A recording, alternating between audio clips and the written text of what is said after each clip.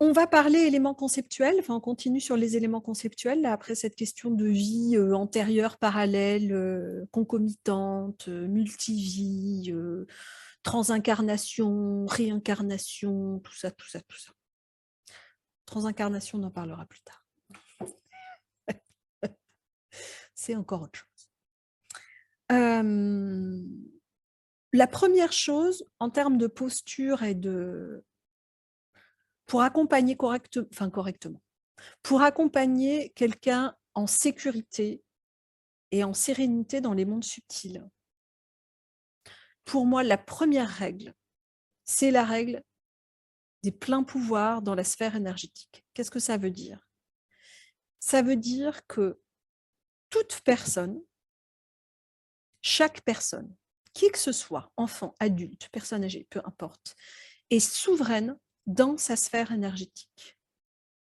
Ça veut dire que dans cet espace-là, elle a les pleins pouvoirs. Pourquoi je dis ça? Parce que une personne qui est qui vient vous voir et qui est en difficulté, il peut se passer plein de choses pour elle, mais soit il y a une mémoire qui l'entrave, soit il y a une personne, entre guillemets, une entité ou je ne sais quoi, qui la dérange. Je sais pas, elle peut se sentir, maudite. On a fait de la magie noire sur elle, je sais pas quoi. Il peut y avoir plein, plein, plein, plein de choses, hein, qui se jouent. La première posture, c'est la conscience que la personne, y compris si elle est en grande difficulté, en grande souffrance et qu'elle paraît, entre guillemets, faible, hein, qu'elle a du mal à s'affirmer, etc., elle a les pleins pouvoirs dans sa sphère énergétique. C'est elle qui dirige. Et tout ce qu'on va faire, globalement, va nous permettre de l'accompagner vers la reprise de ses pouvoirs. C'est-à-dire que dans ce qui circule dans les mondes spirituels, machin, tout ça, il va y avoir par exemple, ah, on m'a dit que j'avais une entité qui est accrochée à moi. Mmh. Ouais, alors qui s'accroche à qui déjà? Ah, parce que des fois c'est la personne qui s'accroche à l'entité, hein, des fois c'est pas l'inverse. Et il y a surtout que qui que ce soit, enfin quoi que ce soit, je dirais, quel que soit l'être vivant d'ailleurs là, ou d'ici d'ailleurs qui s'accroche, ça n'empêche que personne n'est plus fort que soi. Ça me semble être une posture extrêmement importante à avoir. C'est-à-dire que si vous vous doutez de votre plein pouvoir dans votre sphère énergétique, il est fort à parier que vous allez douter de la capacité de votre client à avoir les pleins pouvoirs dans sa propre sphère énergétique. Pour moi, c'est la même chose que dans la vraie vie. Heu, dans la vraie vie, on peut être emmerdé par quelqu'un des fois. C'est-à-dire, c'est une question de posture, en fait. Il y a des gens qui vont régulièrement se faire emmerder par d'autres. C'est pas qu'ils sont plus faibles ou qu'ils ont pas le pouvoir, hein. C'est juste qu'ils ont pas conscience de leur pouvoir, donc ils ne mettent pas de limites, d'accord? Donc quand on les accompagne, hein, vie présente, hein, là j'entends, quelqu'un qui a tendance à se faire bouffer, par, ses enfants, son mari, ses beaux-parents, les voisins, et le client du supermarché, bah, à un moment donné, soit elle change le monde, mais ça va être un peu chaud les marrons quand même, compliqué de changer tout le monde, soit il y a une question de posture intérieure qui va permettre que, bah, non, en fait, j'ai mes limites. D'accord? J'avais fait un exercice une fois, pendant un temps, je faisais du théâtre d'impro ici et notre prof de théâtre d'impro nous avait fait faire une expérience. J'avais trouvé ça hyper intéressant. Alors, c'était en lien avec le théâtre à la base, mais je trouvais que ça racontait plein de trucs de soi. On se mettait par 2 dans une très grande salle, sur la diagonale de la salle, donc on avait vraiment de la distance et on marchait l'une vers l'autre ou l'un vers l'autre en se regardant dans les yeux. Le but étant de s'approcher jusqu'au moment où on sentait que non, on n'allait pas s'approcher plus que ça de l'autre, de sentir la limite de l'autre. C'était super intéressant parce que du coup, ça permettait de voir jusqu'où était notre limite à nous et effectivement, quand la personne s'arrêtait, à l'intérieur, ça faisait: «Ah non, mais j'aurais pas voulu qu'elle fasse un pas de plus». Ça, c'était clair pour tout le monde. Il y a des gens où on s'arrête à 10 mètres, hein, et on va pas plus loin. Il y en a d'autres, là, on pourrait les pousser Et ce que ça raconte, ça, c'est justement sa limite, où je me positionne, moi. Si je ne me sens pas du tout dans mon pouvoir, je peux me faire complètement écrabouiller. Et c'était, pour chacun, on était une quinzaine dans le groupe, je veux dire, c'était juste pour tout le monde. Il y a eu des prises de conscience assez fortes ce jour-là. Après, on le faisait en courant. On voyait que ça diminuait en courant parce que forcément, il y a le temps de ralentissement qui est différent, mais ça n'empêche que ça racontait vraiment comment, là, dans son espace, on est souverain. Et ça, la souveraineté dans son espace, c'est vraiment quelque chose d'important parce que qui que ce soit en face, quoi que ce soit, ça va tout changer. C'est vraiment une question de posture. Donc, d'avoir les pleins pouvoirs et d'avoir conscience qu'on les a, même si des fois on a du mal. Des fois, dans certaines situations, on a du mal à croire en ces pleins pouvoirs, mais ça va être important en termes de posture de se dire que quoi qu'il arrive, quoi qu'il soit en face, c'est OK. La personne peut en faire ce qu'elle veut.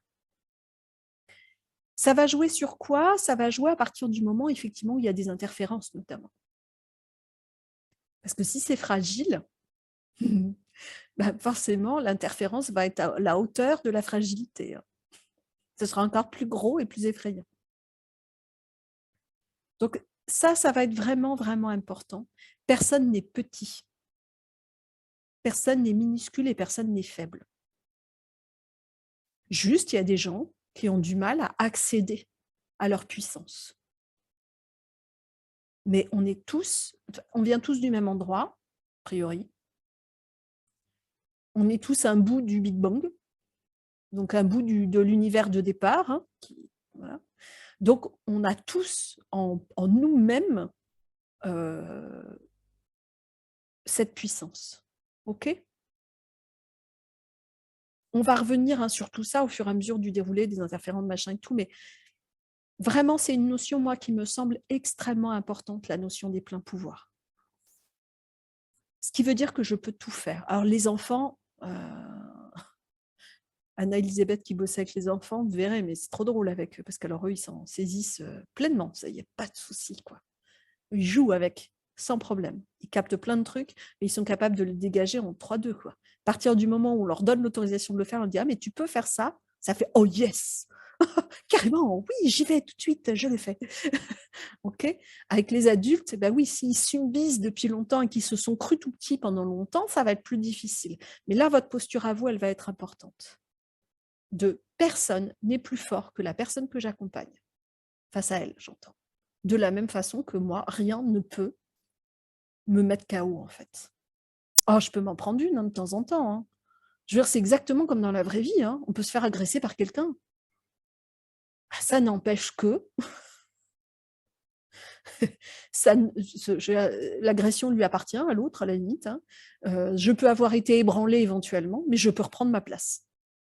Et je peux me positionner, toujours. OK ? Essentiel quand on va jouer avec les mondes subtils.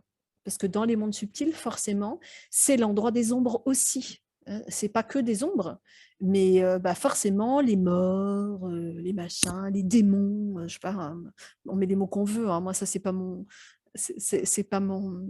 égrégore à moi, les démons, pour le coup. Mais ce que je veux dire, c'est qu'on peut vraiment, on peut aller dans des zones où ça peut être assez... ça peut faire un peu froid dans le dos, parce que nous sommes humains et que la mort, elle fait partie de nos peurs viscérales, forcément. Ce qui traduit notre humanité, c'est notre corps. C'est la vie. C'est la vie matérielle dans un corps. Donc la chose la plus effrayante pour un humain, c'est de mourir, nécessairement. Donc forcément, aller de l'autre côté, c'est aussi aller dans le monde de la mort, entre guillemets. Donc c'est une zone où il peut y avoir de la peur et de la frayeur. Si on n'est pas certain qu'on a les pleins pouvoirs. Donc le positionnement, il va être vraiment, vraiment essentiel. OK ? Ça va pour vous ? Par rapport à cette question de plein de pouvoirs, il y a vraiment... Je pense avoir fini, puis non. Il y a vraiment cette notion qu'à partir du moment où je suis dérangée dans quelque chose, où où je suis empêchée, où je suis bloquée, c'est que j'ai des croyances limitantes. Et ces croyances limitantes, bien souvent, elles viennent de mémoire, en fait. Mais ça n'empêche que ce sont des croyances, hein. La plupart des croyances, enfin beaucoup de croyances se fondent sur les mémoires ou sur de l'héritage. Mais en tout cas, ça reste que c'est moi qui y crois. Et donc, je crée ma réalité à partir de ces croyances-là. Donc, dans la question des pleins pouvoirs, il y a ça, c'est que effectivement, je peux me débarrasser de croyances. Il y a aussi la notion de, à partir du moment où quelqu'un me dérange, c'est que je lui laisse la place pour me déranger. Un rien, ni personne n'a de pouvoir dans ma sphère, sauf le pouvoir que moi, je lui laisse. Donc, dans ces questions d'interférence, d'entité, de machin, de trucs, hein, mais c'est pareil dans la vraie vie, hein, c'est quel pouvoir je laisse aux autres? Est-ce que je suis dans mes pleins pouvoirs ou est-ce que je laisse mon pouvoir aux autres? Et c'est ça qui va j'allais dire, nous intéresser, mais surtout se dire, c'est donc, j'allais dire, presque juste une question de posture. Et donc, on va vraiment viser à permettre à la personne de reprendre vraiment sa place, de prendre ses décisions, de faire ses choix alignés pour permettre d'être dans son plein pouvoir. OK?